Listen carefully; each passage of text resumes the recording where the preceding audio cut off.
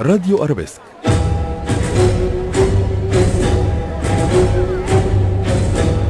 مصر اللي بجد. الكابتن هشام ياكن اهلا بيك في ارابيسك مصر، وعايز اعرف الكابتن هشام نازل النهارده يشارك ليه؟ انا بشارك كمصري. عايز اقول بشارك الشعب المصري كله، احنا كلنا شعب واحد، وعايزين نقول يا جماعه ما ينفعش انقسام، ما ينفعش ان احنا نكون بني ادمين وحشين. عايز اقول ان احنا باذن الله نقدر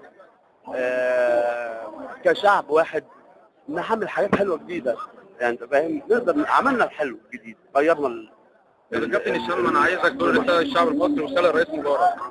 اولا انا يعني الرئيس مبارك انا بقول له احنا اسفين جدا يا ريس على انك انت اتعاملت بهذا بتاع المعامله، لكن نقول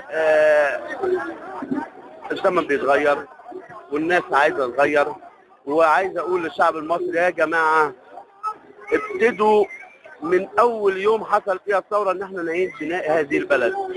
انتوا مش عارفين ان احنا داخلين على ايه.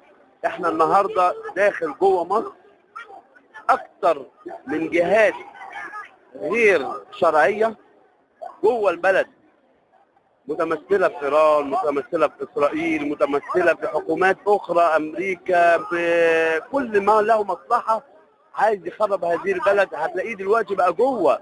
فلازم ان احنا يا جماعه نقول نعمل، نرجع الجيش لمكانه علشان خاطر يامن الحدود بتاعتنا كلها، ونامن جوه البلد بيتك وبيتي، بيت كل واحد فينا. وبعد كده خلاص احنا اللي راح. عايزين نطلع نقول بس كلمه شكر ان احنا دايما نحترم الرموز بتاعتنا. شكرا الكابتن هشام ياكن كنجم منتخب مصر وكابتن مصر. الله يخليك.